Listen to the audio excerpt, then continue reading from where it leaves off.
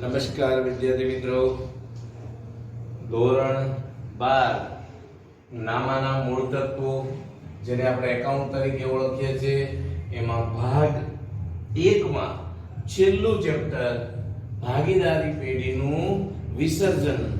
તો એમાં આપણે પહેલા સૌપ્રથમ હું તમને અગાઉ બધા ચેપ્ટરમાં આ ચેપ્ટરનો ગુણ ભાગ નહીં તમને સમજાવતો હતો, પણ હવે અત્યારે ગવર્મેન્ટના ઓલા મુજબ હવે એમાં હું અત્યારે એટલા માટે નથી લખતો કારણ કે હજી ગવર્મેન્ટ નક્કી કરે છે કે ભાઈ કેટલું પૂછવું તો નક્કી છે, પણ હજી પેપર સ્ટાઇલ બદલાઈ છે એટલે અત્યારે એની કોઈ ચર્ચા નથી. પણ આમ લગભગ આમાંથી 9 માર્કનું પૂછાય છે, પણ હવે નવા ચેન્જીસ મુજબ પાછો ફેરફાર થાય તો એ ફેરફારમાં આપણે કોઈ ચર્ચા ન કરવી પડે, ખોટા ન પડીએ એટલે અત્યારે કોઈ ચર્ચા નથી. 8 માર્કનું પહેલા પૂછાતું હતું, એ 8 માર્કમાં એક એમસીક્યુ, એક વીએસક્યુ અને 2 3 માર્કના દાખલા.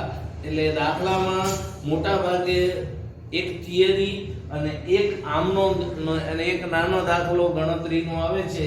એ રીતે આપણે અત્યાર સુધી પૂછાતું હતું. હવે 30% આપણને ઓબ્જેક્ટિવ ટાઈપનું એટલે કે ટૂંકા પ્રશ્નોની 30% કર્યું છે, એટલે કદાચ આપણે એમસીક્યુ અને 1 માર્કના પ્રશ્નો છે વધશે.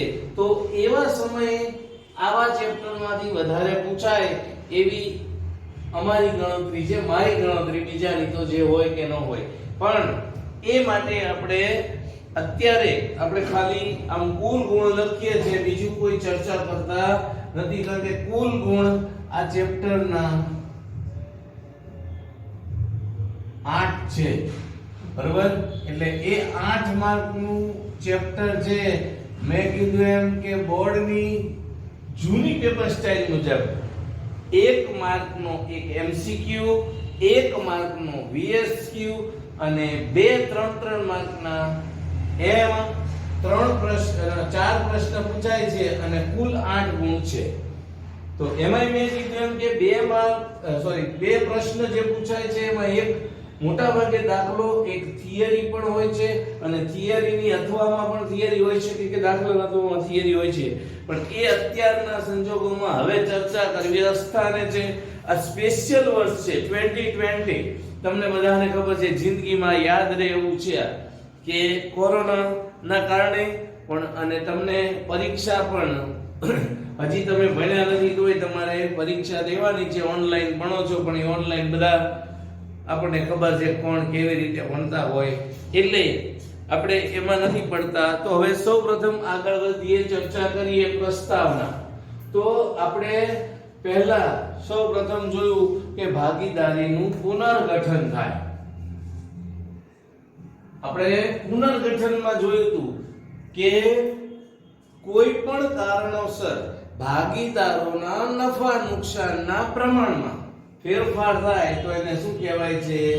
પુનર્ગઠન કહેવામાં આવે છે. પછી પાઘડીની ચર્ચા કરી હતી. એ પછી આપણે પ્રવેશ જોયો હતો. તો પ્રવેશમાં આપણે જોયું હતું કે કોઈ પણ કારણસર આપણે નવા ભાગીદારને પ્રવેશ આપીએ પેઢીમાં. 2 ભાગીદારો છે અને ત્રીજો ભાગીદાર આવે તો એ ભાગીદારનો પ્રવેશ કહેવાય છે. અને 3 ભાગીદાર હોય ચોથો આવે એ પ્રવેશ કેમ આપીએ છે એની બધી ચર્ચા આપણે કરી છે એટલે એમાં નથી પડતા. પછી 6થું ચેપ્ટર જોયું, એમાં ભાગીદારની નિવૃત્તિ કે મૃત્યુ. તો નિવૃત્તિ એટલે ભાગીદાર કોઈ પણ કારણસર એ અંગત હોય કે બીજું કોઈ કારણસર એ નિવૃત્ત થાય છે એટલે કે ભાગીદાર તરીકે રહેતો નથી તો એને ભાગીદારીની નિવૃત્તિ કહેવાય છે. પછીનું એમાં જતું કે મૃત્યુ થાય. તો મૃત્યુ એ મારા તમારા કોઈના હાથમાં નથી એટલે એ મૃત્યુ થાય ત્યારે ફરજિયાતપણે આપણે શું કરીએ છીએ? ભાગીદારી પેઢીનું પુનર્ગઠન જે કહીએ છીએ એ થાય છે. એટલે પેઢીનું વિસર્જન નહોતું થતું. અત્યાર સુધી તમે જો પ્રવેશ અને નિવૃત્તિ કે મૃત્યુમાં એક ભાગીદારનું મૃત્યુ થાય કે નિવૃત્ત થાય તો પેઢીનું વિસર્જન નહોતું થતું, બીજા અન્ય ભાગીદારો છે એ ચાલુ રાખતા હતા. અને હવે આ ભાગીદારી પેઢીનું વિસર્જન એટલે કે કોઈ પણ કારણસર ભાગીદારી પેઢી કાયમી ધોરણે, હું જે બોલું શબ્દ સાંભળજો, કાયમી ધોરણે બંધ કરી દેવામાં આવે અને પેઢીની જે મિલકતો છે વેચીને દેવા ચૂકવી દેવામાં આવે અને પેઢીનું અસ્તિત્વ કાયમ માટે મટી જાય તો એને શું કહેવાય છે? ભાગીદારી પેઢીનું વિસર્જન. એટલે કે નામ નિશાન રહેતું નથી. તો ભાગીદારી પેઢીનું વિસર્જન એટલે ફરીથી કે પેઢીનું ક્યારે અસ્તિત્વ રહેતું નથી, એટલે કે પેઢીના ચોપડે જે મિલકતો છે એ વેચી દેવામાં આવે અને દેવા ચૂકવી દેવામાં આવે અને પેઢીનું કાયમી અસ્તિત્વ પૂરું થઈ જાય એટલે પેઢીનું વિસર્જન કહેવાય છે. ઘણી વખત એવું બને કે 3 ભાગીદાર હોય ને 2 ભાગીદાર નિવૃત્ત થાય, એક ભાગીદાર પોતે બધી જ મિલકતો દેવા લઈ લે તો અને એટલે કે 2 ભાગીદારોને ચૂકવી દે. તો અહીંયા હું મારી વાત કરું તો મેં ક્લાસીસ શરૂ કર્યા ત્યારે અમે 2 ભાગીદારોમાં હતા. તો એક ભાગીદાર જે સાહેબ હતા એ કે મારે સાહેબ હવે ભાગીદાર તરીકે નથી રહેવું, તો મેં એમને પૈસા ચૂકવી દીધા એટલે ભાગીદારીનું વિસર્જન થયું. પણ જે મેં ક્લાસીસ શરૂ કર્યા હતા એ ક્લાસીસ મેં એમનેમ ચાલુ રાખ્યા છે, એ ક્લાસીસ બંધ નથી થયા. ભાગીદારી પેઢીનું વિસર્જન થઈ ગયું કે પણ ભાગીદાર જે મારી પેઢી હતી, પ્રાચી ગ્રુપ ટ્યુશન હતું, ટ્યુશન ક્લાસીસ હતું, એટલે મેં નામ બદલી નાખ્યું ગ્રુપ ટ્યુશન, પણ એ પ્રાચી એમનેમ ચાલુ રહ્યું છે. એટલે આવી રીતે ઘણી વખત એવું બને છે કે કોઈ પણ કારણસર આપણે કાયદાકીય રીતે પેઢીનું અસ્તિત્વ ન રહે તો એને પેઢીનું વિસર્જન કહેવાય છે. આ અંગેની સમજૂતી આપણે આ પ્રકરણમાં મેળવવાની છે. એના હિસાબો કે ભાઈ વિસર્જન કરીએ તો શું કરવાનું, પહેલા કયો ખર્ચો ચૂકવાય, કોને પહેલા દેવું ચૂકવવું, આ બધી ચર્ચા આ પ્રકરણમાં છે. તો આ પ્રકરણમાં આપણે ફરીથી જોઈએ તો પેઢીનું વિસર્જન થાય અને એના હિસાબોની ચર્ચા કરવાની છે કે આમ નોંધને લખવાનું થાય, હિસાબી નોંધો કેવી રીતે લખવાની થાય એની ચર્ચા કરવાની છે. તો જ્યારે ભાગીદારો ચાલુ પેઢી બંધ કરી દે એટલે કે કાયદાકીય રીતે પેઢીનું અસ્તિત્વ ન રહે તો એને પેઢીનું વિસર્જન કહેવાય. આપણે પહેલું આ ધ્યાન રાખવાનું, કોઈ પણ મુદ્દો સમજીએ એટલે આપણને આ તો ખબર પડી જોઈએ પેઢીનું વિસર્જન. હું બોલું સાંભળજો. જો આગળના ચેપ્ટરમાં શું થતું હતું, ભાગીદારીનું વિસર્જન થતું હતું, પેઢીનું વિસર્જન થતું નહોતું પ્રવેશ વખતે કે નિવૃત્તિ વખતે. સમજો કે A અને B 2 ભાગીદાર હતા. હું તમને ઉદાહરણ સાથે સમજાવું એટલે ખ્યાલ આવશે. આ પ્રવેશમાં શું થતું હતું, A B ભાગીદાર હતા અને C ને ઉમેરે છે તો શું થયું, આ નફા નુકસાનનું પ્રમાણ બદલાય. શું થાય છે, પ્રમાણ બદલાય.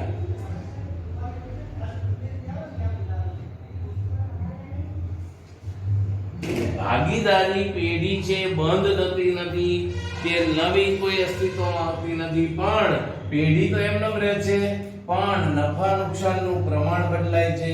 એવી રીતે A B C નિવૃત્તિની વાત કરીએ તો 3 ભાગીદારો હતા, હવે C નિવૃત્ત થાય છે તો A અને B છે એ પેઢી ચાલુ રાખે છે. અહીંયા પણ નફા નુકસાનનું પ્રમાણ બદલાય છે એટલે પેઢીનું અસ્તિત્વ ટકી રહે છે, પેઢી ચાલુ જ રહે છે. જ્યારે અહીંયા તમે જુઓ આ વિસર્જનમાં તો પેઢીનું અસ્તિત્વ રહેતું નથી, એ નામ નિશાન નીકળી જાય છે, કાયદાકીય રીતે કોઈ અસ્તિત્વ જ નથી રહેતું. એટલે આ ધ્યાન રાખવાનું છે, આ તફાવત છે, આ ફેરફાર છે, આ જે કંઈ આપણે કહીએ એ ધ્યાન રાખવાનું. તો વિસર્જનમાં શું થાય છે, પેઢીનું અસ્તિત્વ રહેતું નથી, નામ નિશાન રહેતું નથી કાયદાકીય રીતે. પછી જવાબદારી આપણને ખબર જ છે ભાગીદારોની કેવી છે, અમર્યાદિત જવાબદારી છે. ભાગીદારોની જવાબદારી કેવી છે, અમર્યાદિત જવાબદારી. તો અમર્યાદિત જવાબદારી એટલે શું, એનીવન નોઝ, કોઈને ખબર છે? આપણે બધું ચાલેલું છે, તમને 11 માં ચલાવ્યું હોય, આ શરૂઆતમાં ચલાવ્યું હોય, BA માં આવતું હતું, બરાબર?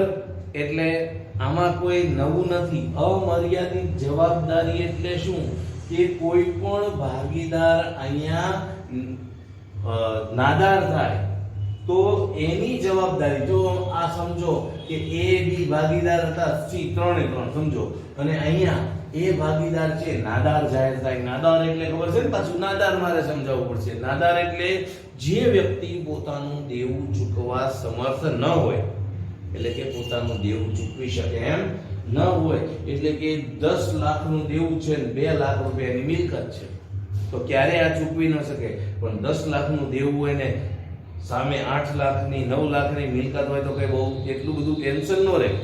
છતાંય ઘણી વખત એવું થાય કે મિલકત કરતા દેવું વધારે હોય તો એ નાદારીની પરિસ્થિતિમાંથી બહાર ન નીકળે. જો એ કોઈને કહે નહીં અને એમનેમ વ્યાજ ભરે જાય તો વ્યાજના ચક્કરમાં એ નાદારીમાં જ ધકેલા છે. એટલે આ નાદારીની પરિસ્થિતિ હોય ત્યારે ખાસ ધ્યાન રાખવાનું છે કે અમર્યાદિત જવાબદારીમાં હું તમને સમજાવતો હતો કે આ એ નાદારીની પરિસ્થિતિમાં આવી ગયો. હવે સમજો કે પેઢીનું આખી પેઢી જ સમજો ને ત્રણે ત્રણ આપણે પેઢી છે એ નાદારીની પરિસ્થિતિમાં આવી ગઈ ABC. હવે અહીંયા પેઢીની મિલકતો છે ને 30 લાખ રૂપિયાની છે. આ મિલકતો કેટલી છે? 30 લાખ, અને સામે 50 લાખ રૂપિયા દેવું છે.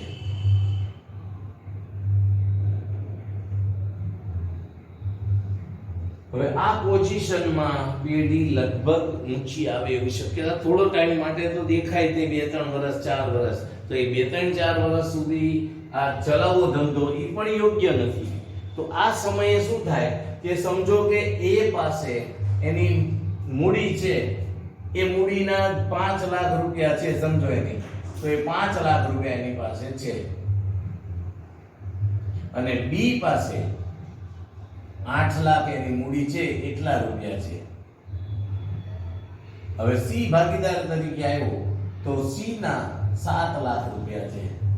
હવે તમે જુઓ ટોટલ મૂડી તમે જુઓ, બરોબર? આ મૂડી છે સમજો, પણ હવે આપણી પાસે દેવું છે 50 લાખનું અને મિલકતો છે 30 લાખની. તે આ 20 લાખ શું છે? હું બોલું સાંભળજો.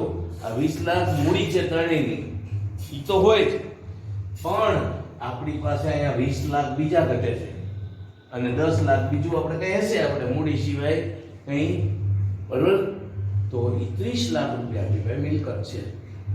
તો હવે આ 20 લાખ ઘટે છે, એ 20 લાખ ઘટવા માટે આ એ નામનો વ્યક્તિ છે ને એની પાસે એ પાર્ટી છે જોરદાર.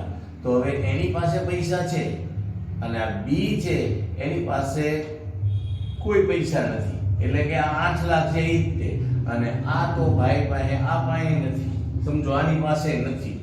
એટલે કે ભાગીદારની જવાબદારી અમર્યાદિત છે. તો આ ભાઈ પાસે કરોડો રૂપિયા છે, તો અહીંયા 20 લાખ રૂપિયા એ આને ચૂકવવા પડશે. એટલે એની જવાબદારી કેવી છે? અમર્યાદિત. જેને પોતાની અંગત મિલકત વેચીને પણ દેવું ચૂકવવું પડે. શું કહું છું? અંગત મિલકત વેચીને પણ દેવું ચૂકવવું પડે. હવે સમજો કે અહીંયા આ B પાસે પૈસા છે, હવે બેયને પાસે કરોડો રૂપિયા છે, પણ આ C પાસે નથી. તો આ 20 લાખ જે ઘટે છે એ 20 લાખ કોણ ચૂકવશે? તો આ બેય એમની મૂડીના પ્રમાણમાં લાવશે. સમજો કે બેયની મૂડી નફા નુકસાનનું પ્રમાણ સરખું જ છે 1:1, તો બે કેટલા લાવશે? 10 લાખ રૂપિયા બે લાવશે. અને જો મૂડી નફા નુકસાનનું પ્રમાણ માનો કે આપણે બદલી નાખીએ કે ભાઈ અહીંયા 3 છે, અહીંયા 1 છે, 3:1, એનો નફો 3 છે અને B નો નફો 1 છે, તો 3:1 હોય તો આ 20 લાખમાંથી આ ભાઈને કેટલા લાવવા પડે? 15 લાખ, અને આ 5 લાખ આ લાવશે. એટલે આ રીતે આ જવાબદારી શું કહેવાય? અમર્યાદિત. સમજો કે પાછું એવું બને કે આ ભાઈ પાસે એને 15 લાખ લાવવાના છે પણ એની પાસે 10 લાખ જ છે, તો આ ભાઈએ 10 લાખ આપવા પડશે એની પાસે હોય તો. એટલે એવું જરૂરી નથી કે ભાઈ એને એના ભાગને ન હોય પૈસા તો એ બીજો આપશે. એટલે આ રીતે આને શું કહેવાય? અમર્યાદિત જવાબદારી. ભાગીદારોની જવાબદારી કેવી છે? અમર્યાદિત. એટલે પેઢીના ત્રાહિત પક્ષ પરત્વેના દેવા માટે ભાગીદાર વ્યક્તિગત રીતે અને સામૂહિક રીતે જવાબદાર છે. જો આ ત્રાહિત પક્ષનું દેવું છે આ 20 લાખ, તો એ ત્રાહિત પક્ષનું દેવું ચૂકવવા માટે આ ત્રણેય જવાબદાર છે. પણ આ ભાઈ પાસે પૈસા જ નથી તો એ ચૂકવે નહીં, એટલે આ બેય ચૂકવવા પડશે. એ ખાસ ધ્યાન રાખવાનું. એટલે અંગત રીતે જવાબદાર છે. પછી એમ ન કહી શકે કે અમે ત્રણેય ભાગીદાર છે, હું મારા ભાગ નાખી દઉં, એવું ચાલે નહીં. એટલે ભાગીદારીમાં ધંધો કરીએ ને તો ભાગીદાર એવો ગોતવાનો સદ્ધર હોય, એટલે આપણે ચિંતા રહે નહીં, નહીતર બધાને અધર કરી દે. એટલે ભાગીદારો એવા હોવા જોઈએ કે એકબીજાને હું પ્રેમ કે વાંધો ન આવે ક્યારેક આવું થાય તો. હવે માલ મિલકત નિકાલ ખાતાને આપણે અહીંયા સંપાદન ખાતું પણ કહેવાય છે. જો અહીંયા ધ્યાન રાખો, એ માલ મિલકત નિકાલ ખાતું આવશે. એ બધી ચર્ચાઓ પછી હમણાં કરું છું. એને બીજું નામ છે માલ મિલકત નિકાલ ખાતું. આપણે જે ઓલું બનાવતા હતા એ જ, પણ એનું અહીંયા નામ બદલાઈ જાય છે અને એનું બીજું નામ છે સંપાદન ખાતું. સંપાદન ખાતું પણ એને કહેવામાં આવે છે. હવે આ થઈ વાત માલ મિલકત નિકાલ ખાતું. આ મેં તમને એટલા માટે એમસીક્યુ માં વીએસક્યુ માં પૂછાય છે. માલ મિલકત ખાતા નિકાલ ખાતાને બીજા કયા નામે ઓળખવામાં આવે છે, અથવા એમ પૂછે સંપાદન ખાતાનું બીજું નામ જણાવો. હવે એક જ ખાલી શબ્દ લખવાનો છે, તમને 1 માર્ક મળી જાય. તો જો ન આવડે તો તમારા જેવા મહામૂર્ખા કોઈ ન કહેવાય. પછી આ માલ મિલકત નિકાલ ખાતું પેઢીની મિલકતો અને દેવાની નિકાલની હિસાબી અસર આપવા માટે તૈયાર કરવામાં આવે છે. આ માલ મિલકત નિકાલ ખાતું શું કામ બનાવવામાં આવે છે? તો જે આ પેઢીની મિલકતો અને દેવાનો નિકાલ કરવા માટે. કારણ કે જો એનું નામ જ એવું છે માલ મિલકત નિકાલ. નિકાલ એટલે એ વેચી દેવાની છે આપણે, કારણ કે વિસર્જન કરીએ છીએ. તો એ વિસર્જન કરતી વખતે આપણે શું કરવું પડે છે? બધી જ મિલકતો વેચી દેવી પડે છે અને પૈસા જે ભેગા થાય એ દેવાના હોય છે, ચૂકવવાના હોય છે. બધાને બહાર તાકીને જ બેઠા હોય ડાકિયા કૂતરાની જેમ પૈસા લેવા વાળા. અને ઘણા તો એ પૈસામાં રસ ન હોય, એને તો બધાને એવું હોય ઘણાને પેઢી જ લઈ લેવી હોય. કા મકાન હોય તો મકાન લઈ લેવું પડે, લઈ લેવાની દાનત હોય છે. પણ એ પ્રાઇવેટમાં થાય, આમાં એવું કાયદેસર જ થતું હોય એટલે ચિંતા નહીં. તો તમે જુઓ અત્યારે ભાવનગરમાં નહીં, ઓલ ઓવર ગુજરાતમાં બધે મોટા ભાગે આ વ્યાજખોરોનો બહુ ત્રાસ છે.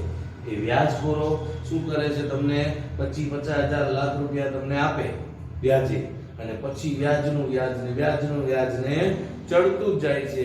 અને તમે એક સમય એવો આવે કે દેવાના ડુંગર નીચે દબાઈ જાવ દલદલની જેમ, અને પછી એ તમારું દેવું ચૂકવી ન શકો. એટલે તમારું મકાન હોય, હવે 10 લાખ એને 2-3 લાખ તમને આપ્યા, 5-7 લાખ વ્યાજ કરીને 10 લાખ કરી નાખે, અને 10 લાખ 15 લાખનું મકાન હોય એ પડાઈ લે. હવે એને તો ખરેખર 2 લાખ રૂપિયા જોઈએ, પણ એ વ્યાજનું વ્યાજ અને વ્યાજનો દર પણ તમે જુઓ કેટલો હોય છે. ખ્યાલ છે? વ્યાજનો દર તમે જોયું હોય, સાંભળ્યું હોય તો હમણાં જ એક કિસ્સો હતો, 7 થી 10%, 12%. હવે આ મહિનાનું વ્યાજ, તમે વિચાર કરો, ગવર્નમેન્ટ આપણને 6 થી 7% જ વ્યાજ આપે છે વર્ષે, 6 થી 7%, અને એ વર્ષે આપે છે. જ્યારે આ વ્યાજખોરોનું વ્યાજ છે એ 7 થી 12% મહિનાનું હોય છે. એટલે તમે મહિને આટલું તો વર્ષે ગણો તો 120% થયું. માનો કે તમે લાખ રૂપિયાની કઈ વ્યાજે લીધા તો તમારે 1,20,000 તો વ્યાજ દેવાનું આ વર્ષમાં. તો તમે કોઈ દિવસ જિંદગીમાં ઊંચા આવો નહીં. અને ઈ 1,20,000 વ્યાજ થયું. પણ જો ઘણા તો એવું કરે છે પાછું ઈ વ્યાજ ન ચૂકવે ને તો એને મૂડીમાં ઉમેરતા જાય. હવે માનો કે મેં કીધું એમ 1,00,000 રૂપિયા લીધા મેં, હવે 3-4 વાર વ્યાજ ચૂકવું અને અડધું ચૂકવું છે, અડધું ન ચૂકવું તો 50,000 અહીં ઉમેર દે. પછી શું કે ભાઈ 1.5 લાખનું વ્યાજ થશે. હવે આ 1.5 લાખનું વ્યાજ ગણો તમે તો સમજો કે 10% છે, 10% તો 15,000 થયું મહિને. હવે મહિને 15,000 રૂપિયા વ્યાજ ચૂકવી માણસ ક્યારે ઊંચો આવે નહીં આટલા રૂપિયામાં. અને પછી અમુક સમય એવો આવે કે આ વ્યાજ કરતા એને આ મૂડી હોય તો એ મૂડી ચૂકવવા માટે પછી શું કરશે 3 લાખ રૂપિયા બીજા પાસે લેશે. અને 3 લાખ ઈ પાછું આ જે વ્યાજ હોય ને એની કરતા વધારે હોય. 10% હતા તો ઈ 12% એ લેશે. એટલે 12 તેરી 36,000 વ્યાજ થઈ ગયું મહિને સીધું તમે જો. અને ઓલાને દેવાના વધતા જાય અને એ વ્યક્તિ પછી ક્યારેય આગળ આવતો નથી, આ દરદરમાં ડૂબતો જાય છે. એટલે આપણે વાત કરતા હતા કે મિલકતો અને દેવાની નિકાલની હિસાબી અસર આપવા માટે આપણે આ તૈયાર કરીએ છીએ. તો એટલે એને માલ મિલકત નિકાલ ખાતું કહેવાય છે. એને સંપાદન ખાતું પણ બીજું નામ છે. હવે આગળ વધીએ તો ભાગીદારી પેઢીના વિસર્જન સમયે સૌપ્રથમ જો આ ખાસ હવે ધ્યાન રાખજો, સૌપ્રથમ શું કરવાનું છે? અનામતો, રોકાણ વધઘટ ભંડોળ, કારીગર અકસ્માત વળતર ભંડોળ, નહીં વેચાયેલો નફા નુકસાન ખાતાની જમા કે ઉધાર બાકી વગેરે ભાગીદારોના મૂડી ખાતે લઈ જવામાં આવે છે. જેમ આપણે પ્રવેશ અને નિવૃત્તિમાં કરતા હતા એમ જ કે આ બધી જે વિગતો છે, અનામત, રોકાણ વધઘટ ભંડોળ, કારીગર અકસ્માત વળતર ભંડોળ, નહીં વેચાયેલ નફા નુકસાનની જે બાકી છે બધી ભાગીદારોના મૂડી ખાતે લઈ જવામાં આવે છે. તો આ બધાની જમા બાકી હોય તો એને શું કરવાનું છે? ઉધાર કરી દેવાનું અને ભાગીદારોના મૂડી ખાતે જમા થશે જૂના ભાગીદારોના જૂના પ્રમાણમાં. એટલે અહીંયા ભાગીદારો જૂના જ હોય અને જૂનું પ્રમાણ જ લેવાનું, નવું આમાં આવતું નથી. કારણ કે આમાં તો કોઈ નિવૃત્ત થતો વિસર્જન જ છે, સીધું બરગજ કરવાનું છે. એટલે જૂનું પ્રમાણ છે એ મુજબ આપણે લેવાનું. અને ઉધાર બાકી હોય જો નફા નુકસાનની એની જ ઉધાર હોય, બાકી બધાની તો જમા બાકી જશે. તો એ નફા નુકસાનની ઉધાર બાકી છે તો એને બંધ કરવું હોય તો શું કરવાનું? એ જમા કરવાનું અને ભાગીદારોના મૂડી ખાતે ઉધાર કરવું પડશે. આ ખાસ ધ્યાન રાખવાનું છે.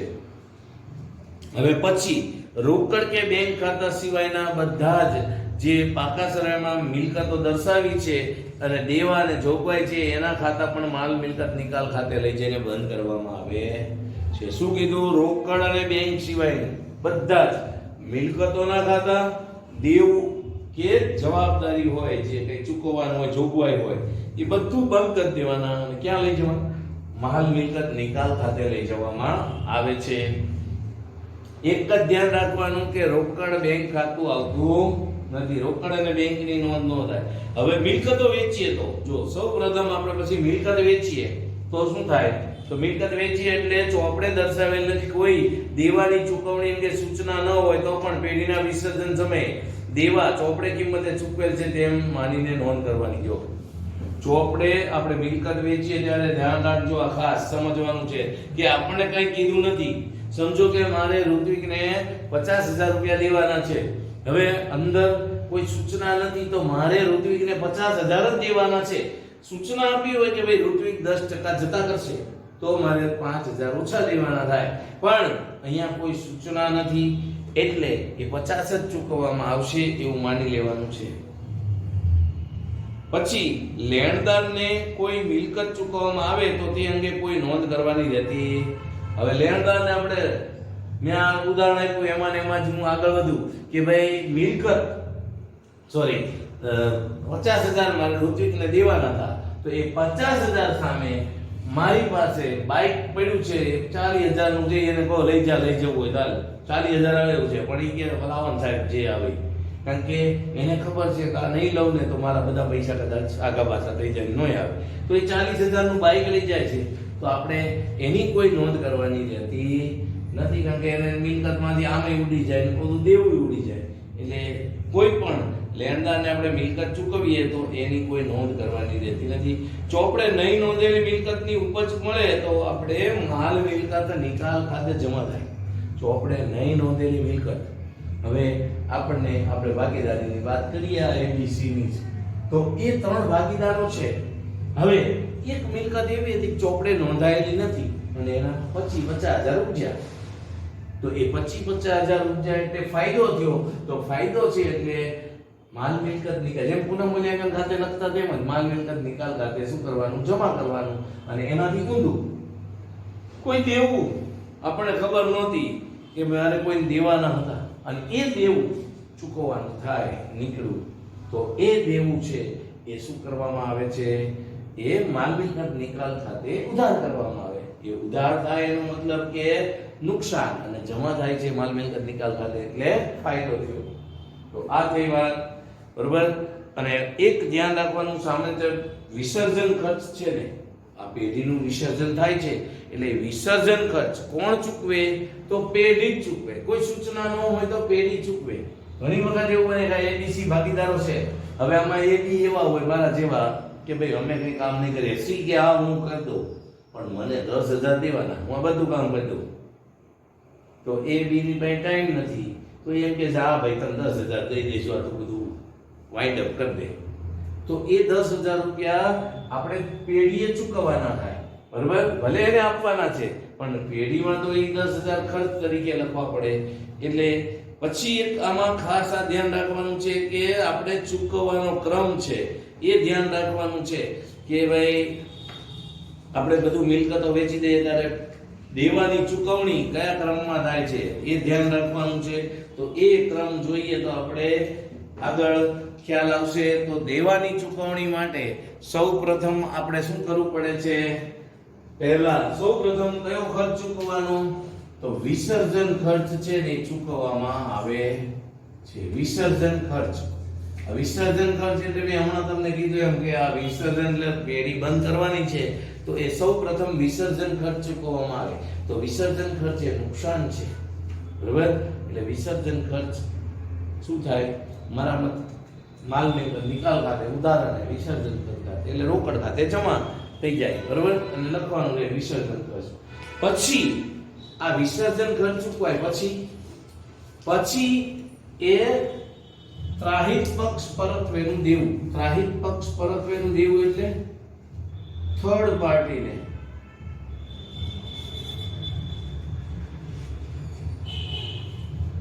થર્ડ પાર્ટી એટલે આ ભાગીદારો છે ને એ પહેલી પાર્ટી કહેવાય, બરાબર. અને એમાં એના ઘરનાની કોઈની નોંધ લીધી હોય તો એ બીજી પાર્ટી. અને થર્ડ એટલે આપણે બહારના અન્ય કોઈ જે જાણતા નથી એવા લોકો પાસેથી લોન લીધી હોય, બેંક પાસેથી અથવા મિત્ર પાસેથી, તો એ બહારના કહેવાય. પણ અંદરો અંદર લોન આપી એબીસી માં અમે હમણાં કીધું કે એ પાસે પૈસા ફૂલ છે, તો હવે પેઢીમાં જરૂર પડી તો એ એમ કે ભાઈ હું 2 લાખ 5 લાખ લોન આપું છું, તો એ લોન આપે છે. તો એ લોન છે એ ત્રાહિત પક્ષનું દેવું કહેવાય નહીં. એટલે પહેલા ત્રાહિત પક્ષ થર્ડ પાર્ટીનું દેવું ચૂકવવાનું, પછી એ ચૂકવાઈ જાય ને પૈસા વધે તો પત્નીની લોન કે જે થર્ડ, બરોબર, પત્નીની લોન કે બીજા કોઈને ચૂકવવાનો હોય એ દેવાના. અને પછી જો વધે તો આ ભાગીદારોને મૂડી પાછી આપવાની. એટલે આ પત્નીની લોન છે એ પછી ચૂકવવાની. અને એ કયું દેવું કહેવાય, આ દેવું કયું કહેવાય? અમારી પાસે 2 પ્રકાર છે પત્નીની લોન. કયા 2 પ્રકાર? તો પહેલો પ્રકાર એવો છે કે પત્નીએ સ્ત્રી ધનમાંથી આપી હોય. સ્ત્રી ધન એટલે એના બાપાની મિલકત હોય, એ પત્ની છે એના કાં તો પોતે કમાતી હોય અને એના પૈસામાંથી આપ્યું હોય તો એ સ્ત્રી ધન કહેવાય. તો આ સ્ત્રી ધન હોય ને તો એને પાછું આ ત્રાહિત પક્ષ પરત્વેના દેવાની જેમ જ ચૂકવવાનું. પણ જો એ ઘરનાના પૈસા હોય, આ ઘરવાળાના કટકી કરેલા ને પૈસા હોય તો એ પૈસા છે એ આમાં ન ચૂકવાય, એ પછી ચૂકવાય. એટલે એક પત્નીની લોન છે એ પછી ચૂકવવામાં આવે. એ પછી વધે તો શું આવે? મૂડી એટલે નફો હોય જો તો નફા નુકસાન ખાતા મુજબ વેચણી કરવાની, પછી છેલ્લે મૂડી આપણે વધે તો દેવાની છે, પછી વધે રોકડા. અને તમે છેલ્લે જુઓ ને તો જેમ પાકું સરવૈયું આવતું હતું ને એમ અહીંયા તમારે છેલ્લું રોકડ ખાતું આવશે. એ રોકડ ખાતાનો બે બાજુનો સરવાળો થઈ જાય એટલે આવક થઈ એટલી ખર્ચ થઈ જાય ને પછી સીતારામ. અને જે લોકોને ન મળે પૈસા, ઘણીવાર એવું બને કે ઓછા મળે. આ ઉદાહરણમાં હું તમને સમજાવું, આગળ વધું તો 30 લાખની બદલે 30 લાખ મિલકતો છે, સામે દેવું 60 લાખ છે. તો 60 લાખ રૂપિયાનું દેવું છે તો બધાને કેટલા મળશે? અડધા અડધા. કારણ કે મિલકત કેટલી છે? 30 લાખની, વેચીને 30 લાખ આવ્યા અને લેવા વાળા 60 લાખ છે. તો જે આનો આપણે ગવર્નમેન્ટનો ઓફિસર હોય એ વ્યક્તિ લિક્વિડેટર હોય તો એ લિક્વિડેટર છે ને એ બધાને કહી દેશે કે ભાઈ આ પહેલા એનો ખર્ચ વિસર્જન ખર્ચ ચૂકવી દે અને એની ફી ની બધું આવી જાય, પછી 30 લાખ વધ્યા તો બધાને શું જાહેર કરશે કે ભાઈ રૂપિયે 50 પૈસા તમને મળશે. એટલે માનો કે હું 5 લાખ માંગતો હોય આ પેઢીમાં તો મને કેટલા મળે? 2.5 લાખ. 2 લાખ માંગતો હોય 1 લાખ મળે, 4 લાખ માંગતો હોય તો 2 લાખ મળે. એટલે જેટલા તમે પૈસા માંગતા હોય એના હાફ 50% મળે. ઘણી વખત એવું બને છે કે 10% 20% આવે, ઘણીવાર 10-20% જાય. એટલે એ કેટલી મિલકતો છે, કેટલું દેવું છે એના ઉપર આધાર રાખે છે. અને એની સાથે સાથે એ તમારું દેવું છે એ સ્ત્રી ધનમાંથી છે કે અંગત છે, બરોબર? અંગત મિલકતમાંથી હોય તો એ સ્ત્રી ધન નો કહેવાય. એટલે સ્ત્રી ધન હોય તો એ ત્રાહિક પક્ષ પરત્વેનું દેવું છે એમ માનીને જ આપવામાં આવે છે. આ થઈ વાત આપણે ચૂકવણી કેવી રીતે કરવાની છે એની. હવે પછીનો મુદ્દો આવે છે કે આપણે માલ મિલકત ખાતા બંધ કરવાની નોંધો લખવાની હોય છે. તો એ વખતે પછી એક અહીંયા ખાસ ધ્યાન રાખવાનું છે, 4 ખાતા બનાવવાના છે. માલ મિલકત નિકાલ ખાતું એટલે જેને આપણે સંપાદન ખાતું પણ કહીએ છીએ. પછી ભાગીદારોના લોન ખાતા જો હોય તો, ન હોય તો બનાવવાના નથી. પછી ભાગીદારોના મૂડી અથવા ચાલુ ખાતા અને પછી રોકડ બેંક ખાતું બનાવવાનું છે. તો માલ મિલકત નિકાલ ખાતામાં મેં તમને કહી દીધું શું આવશે. બધા ખાતા રોકડ બેંક સિવાયના બંધ કરી દેવાના અને પછી જે એની ઉપજ થાય એ ઉપજ લખવાની છે. એટલે પહેલા તો બધા ખાતા મિલકતો અને બધું બંધ કરવાનું રોકડ બેંક સિવાય, અને પછી એ વેચીએ એની આવક થાય લખવાની છે. તો બંધ કરવું હોય ખાતું તો શું કરવાનું? મિલકતો છે, મિલકતના ખાતા બંધ કરવા હોય તો મિલકત છે એની ઉધાર બાકી હોય તે જમા કરવાના મિલકત ખાતે, અને શું કરવાનું છે? માલ મિલકત નિકાલ ખાતે ઉધાર. એટલે માલ મિલકત નિકાલ ખાતાની ઉધાર બાજુ લખવાનું, જે તે મિલકતનું નામ લખવાનું છે, બરોબર? એની રકમ લખવાની, પછી એની જે રકમ ઉપજ થાય એ અહીંયા લખવાની છે.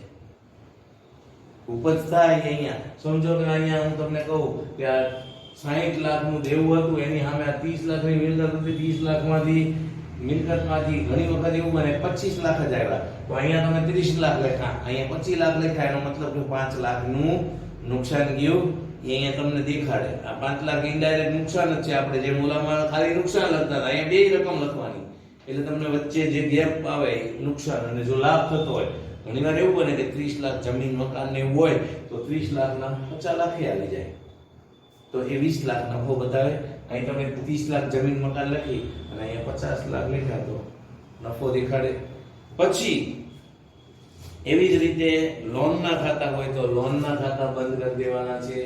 એ લોનના ખાતા બંધ કરીને પછી આપણે ત્રીજું ખાતું મૂડી ખાતા અને ચાલુ ખાતામાં અસરો આપી દેવાની, અને છેલ્લે રોકડ બેંક ખાતું લખી નાખો એટલે તમારે બધી જ વિગતો પૂરી થાય. તો અહીંયા આમનોંધ લખવાની છે. એ આમનોંધો આપણે ખાસ ધ્યાન રાખવાની છે. એ આમનોંધ હવે પછીના લેક્ચરમાં આપણે જોઈશું, કારણ કે અત્યારે એવું થશે કે અત્યારે જોઈશું તો આપણે પૂરી આમનોંધ નહીં થાય, અને આમનોંધો એવી છે બાબત કે સમજવાની છે. એટલે હાલ પૂરતું અત્યારે અહીંયા રાખીએ છીએ. નેક્સ્ટ લેક્ચરમાં આપણે આમનોંધો જોઈશું અને એમાં જે પ્રશ્નો પૂછાય છે જે એવા એ. તો આમાં તમારે હોમવર્કમાં જુઓ એક આ વિસર્જન અને ભાગીદારી પેઢીનું વિસર્જન અને ભાગીદારીનું વિસર્જન આ એક તફાવત છે લખવાનો છે. પછી